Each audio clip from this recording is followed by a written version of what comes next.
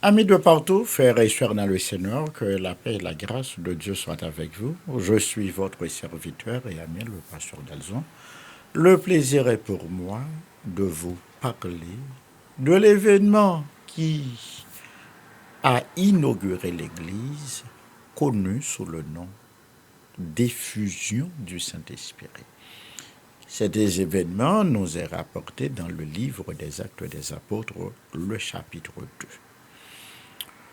À l'occasion de la Pentecôte, les disciples, au nombre d'à peu près 120, étaient réunis dans la chambre haute lorsque un grand bruit s'est produit et que des langues semblables à des langues de feu leur apparurent et se posèrent sur chacun d'eux. Et ils se mirent à parler en langue selon que le Saint-Esprit leur donnait de s'exprimer. C'est ce que rapporte le médecin bien-aimé, l'évangéliste Luc. Cet événement sans précédent dans l'histoire biblique et dans l'histoire de l'humanité est ce que le prophète Joël avait annoncé, Joël 2, verset 28 et 29, en ces derniers jours, avait dit le Seigneur, je répandrai mon esprit sur toute chair, vos fils et vos filles prophétiseront, vos vieillards auront des songes et vos jeunes gens des visions. Et le Seigneur, en s'en allant au ciel, avait expressément recommandé aux disciples de ne pas s'éloigner de Jérusalem, mais d'attendre ce que le Père avait promis. Vous recevrez une puissance, acte 1, verset 8, leur a-t-il dit. Le Saint-Esprit survenant sur vous, et vous serez mes témoins à Jérusalem, dans toute la Judée, dans la Samarie et jusqu'aux extrémités de la terre. Donc, l'effusion du Saint-Esprit revêt une triple importance pour nous. Premièrement, ça a été le point de départ de l'Église, de laquelle Jésus avait dit sur le fait que je suis le Christ, le Fils du Dieu vivant, je bâtirai mon Église. Donc le jour de la Pentecôte, on a assisté à l'inauguration de l'Église. Et pour cet événement sans précédent, Pierre a délivré le premier sermon de circonstance et 3000 âmes sont passées des ténèbres à la lumière de l'Évangile. Deuxième signification de cet événement, c'est que par l'effusion du Saint-Esprit et les 120 disciples qui tous reçurent la plénitude du Saint-Esprit, par ce fait même, nous avons ce qu'il convient d'appeler avec Calvin le sacerdoce universel des croyants. Dans l'Ancien Testament, il était coutumier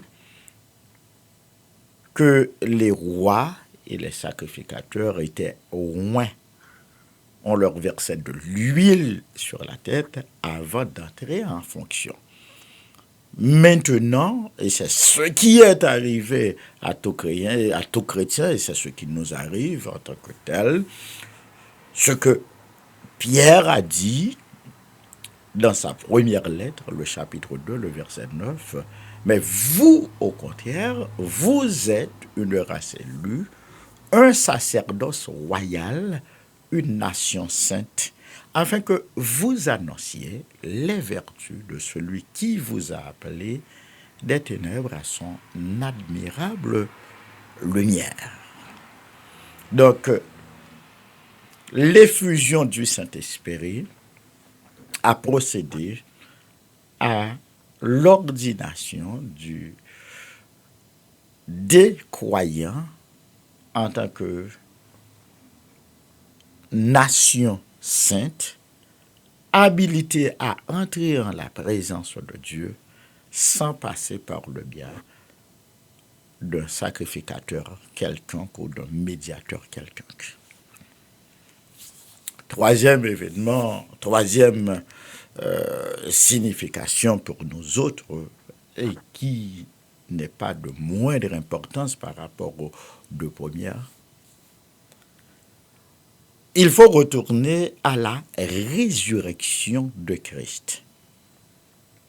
40 jours après la résurrection de Christ, le Seigneur est monté au ciel, c'est ce que nous appelons l'ascension. Et 50 jours après la résurrection de Christ, le Saint-Esprit est répandu sur chaque croyant, sur tous les croyants en général. Ce que nous appelons l'effusion du Saint-Esprit. Par l'ascension,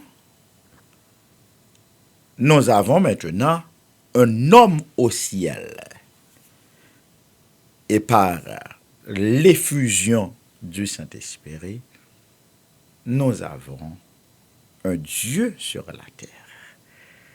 Et c'est extraordinaire de comprendre cet échange qui a eu lieu à la croix, car en mourant sur le bois du calvaire et en se relevant de la mort pour monter au ciel, le Seigneur a pris notre humanité pour nous diviniser.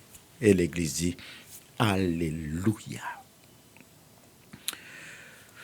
Le jour de la Pentecôte,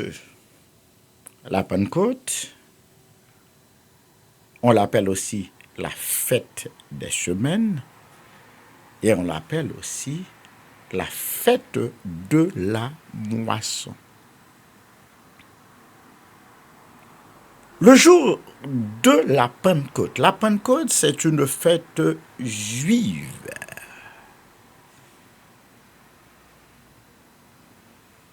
Et c'est arrivé en l'an 33, l'année de la mort du Christ. 50 jours après sa résurrection d'entre les morts.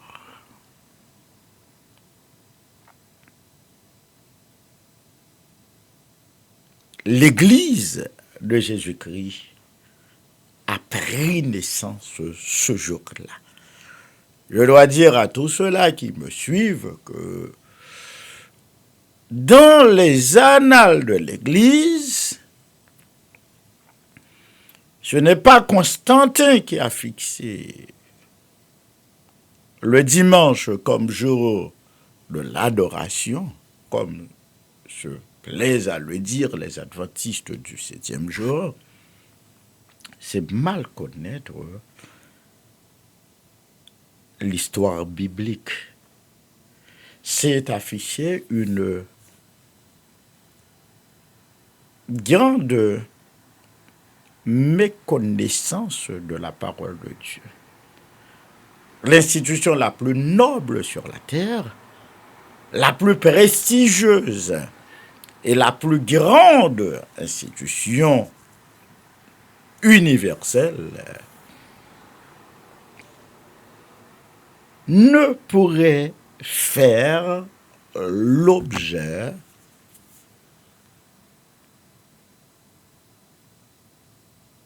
d'intentions capricieuses de qui que ce soit, fût-il roi, empereur ou autre. C'est Dieu qui a fixé lui-même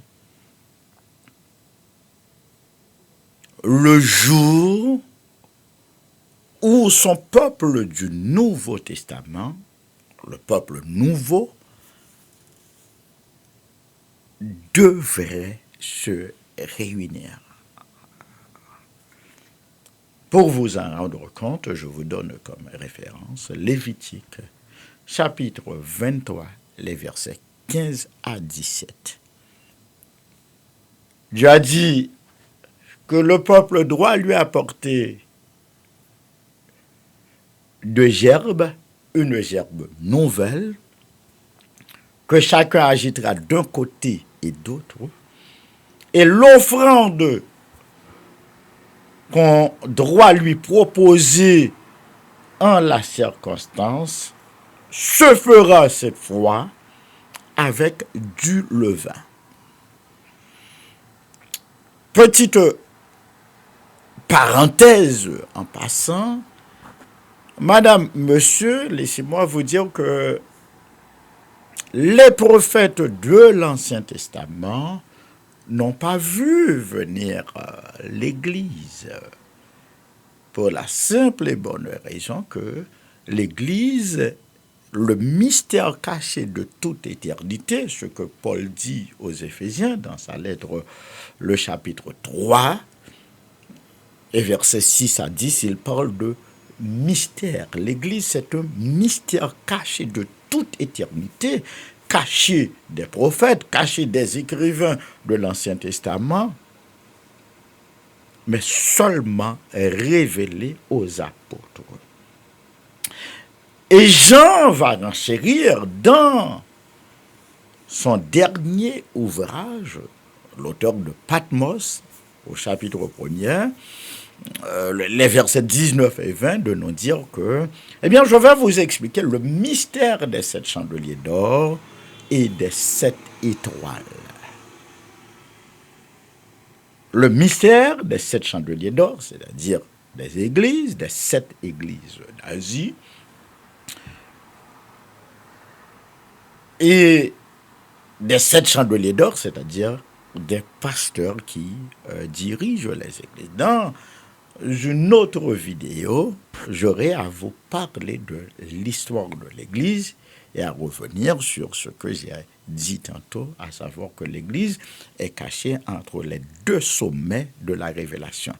Lesquels sommets sont la première venue de Jésus dans l'Ancien Testament et le deuxième sommet de la révélation, c'est la seconde venue de Jésus-Christ, tel que l'annonce, le prédisent les auteurs du Nouveau Testament. Et dans l'intervalle entre ces 2 pics de la prophétie biblique s'intercale l'Église. Et voilà pourquoi l'Église reste et demeure un mystère. Et ce mystère a pris naissance, a vu le jour, eh bien, en Actes des Apôtres, le chapitre 2, à l'effusion du Saint-Esprit. Il y eut un grand bruit, et sous la forme de langue de feu, le Saint-Esprit est apparu et se posa sur chacun des 120 disciples réunis dans la chambre haute.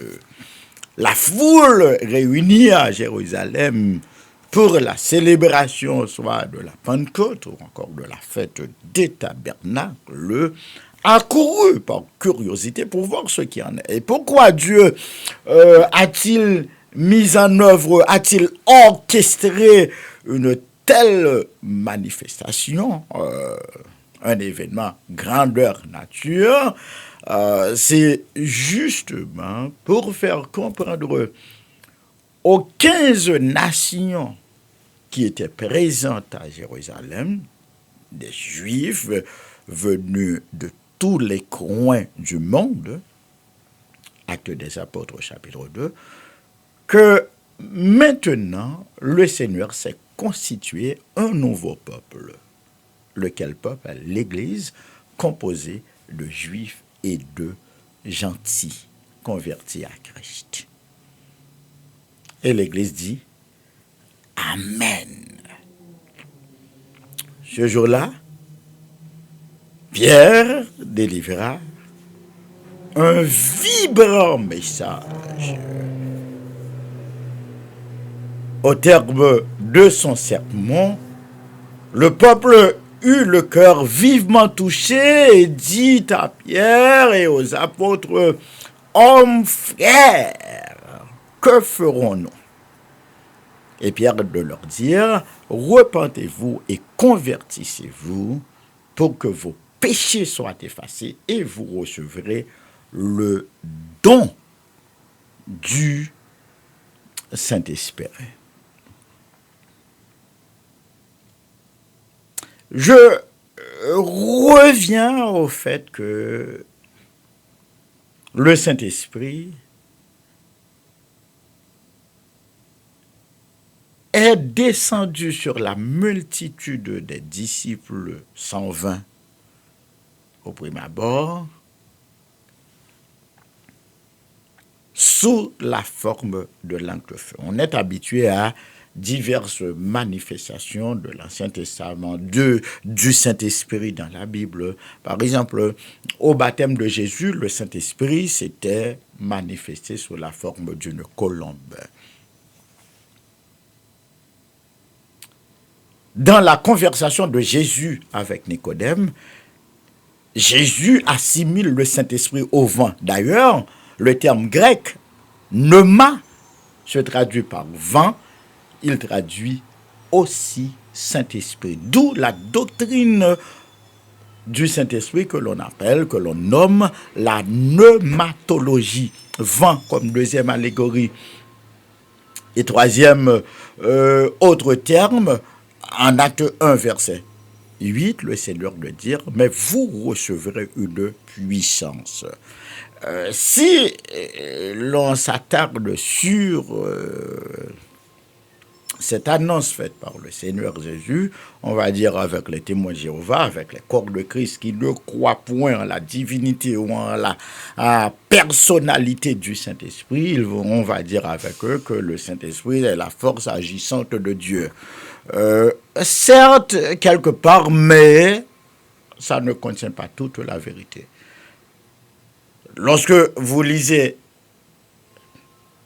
le psaume 33, un psaume que j'aime répéter, à qu'il est doux, qu'il est agréable pour des frères de demeurer ensemble, c'est l'huile précieuse qui, répandue sur la tête, descend sur la barbe d'Aaron, qui descend sur la montagne de Sion. Car c'est là que l'Éternel envoie la bénédiction, la vie pour l'éternité. L'huile, le Saint-Esprit, c'est l'huile d'onction.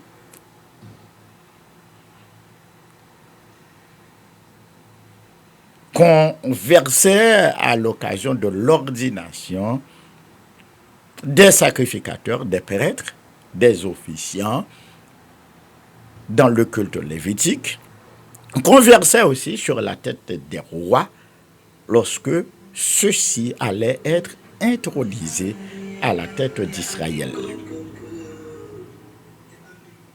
Et vous savez pertinemment que la royauté est de pouvoir divin. Donc, en se répandant sur tous les disciples qui, pour moi, constituent un échantillon de l'ensemble, la totalité de tous les croyants, Dieu consacre, le terme dont je vous ai parlé plus tôt, à savoir le sacerdoce universel des croyants.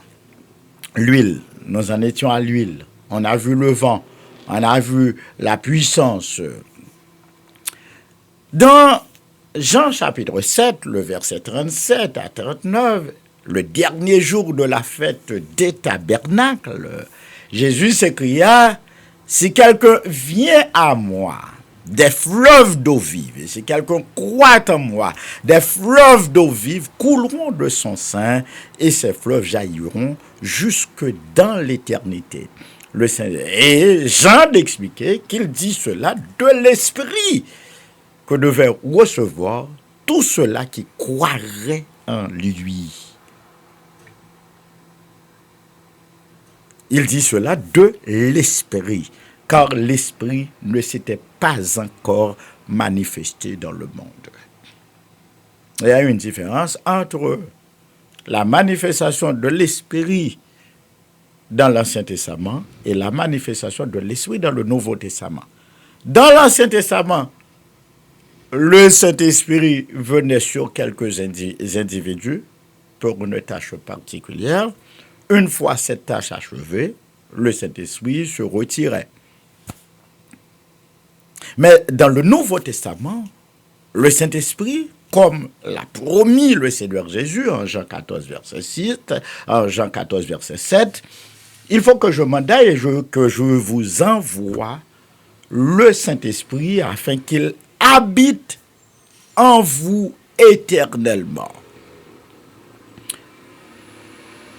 Désormais, le Saint-Esprit vit dans le cœur de chaque croyant.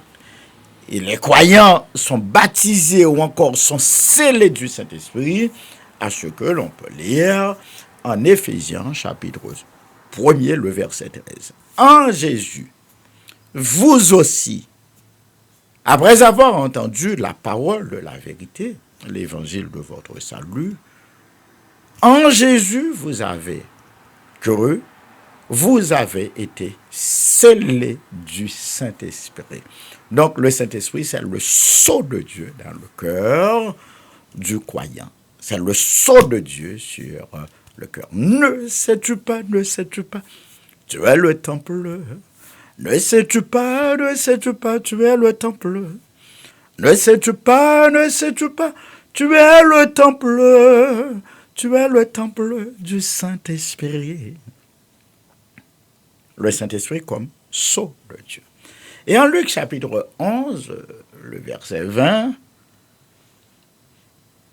le Seigneur Jésus répondant aux allégations des Juifs, faisant croire que Jésus chassait les démons, encore tous les miracles qu'il faisait, il les faisait par Belzébul. Jésus leur a dit, si c'est par Belzébul que je chasse les démons, c'est-à-dire que le royaume de Satan est divisé, le royaume sera détruit. Mais si c'est par le droit de Dieu que je fais tous les miracles que je fais, le royaume de Dieu est donc venu vers vous. Le droit de Dieu.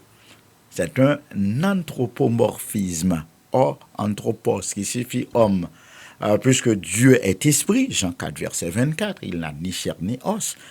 Parler de non la main de l'Éternel ou encore ni son oreille trop dure pour entendre, eh bien, c'est une façon de parler, une forme d'écriture pour faire comprendre la manière d'agir de Dieu, ou encore c'est une façon de dire, d'attribuer à Dieu une forme humaine. Si c'est par le droit de Dieu, et le terme grec qui traduit l'expression droit de Dieu, c'est bien dactylo. Dactylo. Autrement dit, le Saint-Esprit, c'est le dactylo de Dieu. Et qu'est-ce que vous comprenez à ce que je dis là? Le Saint-Esprit peut être pris comme une colombe. Matthieu 3, versets 16 et 17, qu'on a vu, on l'a vu se poser sur les épaules de Jésus-Christ lors de son baptême. Le Saint-Esprit est attribué au mystère du vent. Jean 3, versets 6 et 7. Le vent souffle où il veut et tu en entends le bruit, mais tu ne sais d'où il vient et où il va. Il en est de même de tout homme qui est né de l'Esprit. C'est ce que Jésus a dit à Nicodème. Le Saint-Esprit peut être compris comme l'huile d'onction. Donc voilà pourquoi ceux-là qui sont appelés au ministère, comme Betsaléel ou comme les apôtres qui furent tous remplis du Saint-Esprit, eh bien, non seulement ils sont scellés, eh bien, ils reçoivent la plénitude de l'Esprit ou encore le don de l'Esprit pour qui leur donne l'habileté à exercer, eh bien, ce pourquoi ils ont été appelés. Des fleuves d'eau vive, faut parler de l'abondance, pour parler du flux continu du travail de l'esprit dans la vie de l'individu qui jaillira jusque dans l'éternité. Et j'y vois là la sécurité éternelle du croyant. C'est extraordinaire. Le don de la préservation du croyant par le Saint-Esprit. Et je vous ai parlé du dactylo de Dieu. Enfin, comme autre élément, comme autre allégorie du Saint-Esprit, là, ce n'est pas une allégorie. Lorsque vous lisez le récit de Actes 5, les versets 3 et 4, où Pierre reprend Ananias, confondant Ananias, en ces termes, Ananias, comment as-tu pu mentir au Saint-Esprit? Ce n'est pas à des hommes que tu as menti, mais c'est à Dieu. Autrement dit, est-il besoin de prouver à vous autres qui m'écoutez que le Saint-Esprit est bel et bien Dieu? Jean 4, verset 24, Dieu est esprit. 2 Corinthiens 3, verset 17, or le Seigneur, c'est l'Esprit. On sait tous, ce n'est point un secret pour personne, que le Saint-Esprit, c'est la troisième personne de la divinité. En ce sens que l'Ancien Testament a présenté l'œuvre du Père. Dans les évangiles au Nouveau Testament, le Fils de Dieu qui s'est incarné s'est manifesté durant 33 ans sur la terre.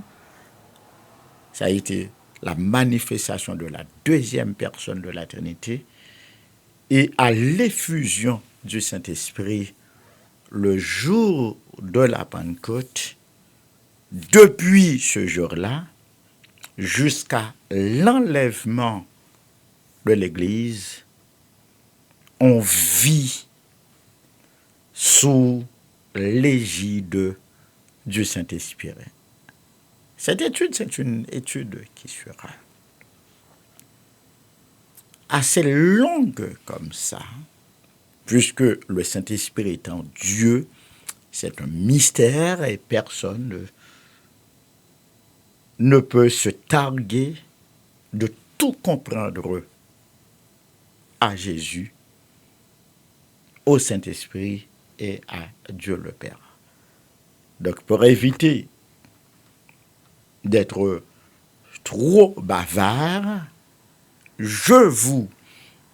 j'abrège cette étude et vous donne rendez-vous pour une autre série sur la divinité du Saint-Esprit, la personnalité du Saint-Esprit, le péché contre le Saint-Esprit, le blasphème contre le Saint-Esprit, le don du Saint-Esprit, le fruit de l'Esprit, la plénitude du Saint-Esprit. Et entre-temps, s'il y a une question relative au sujet que je viens de vous traiter, encore de vous annoncer, faites-moi part de vos remarques, de vos commentaires et de vos suggestions.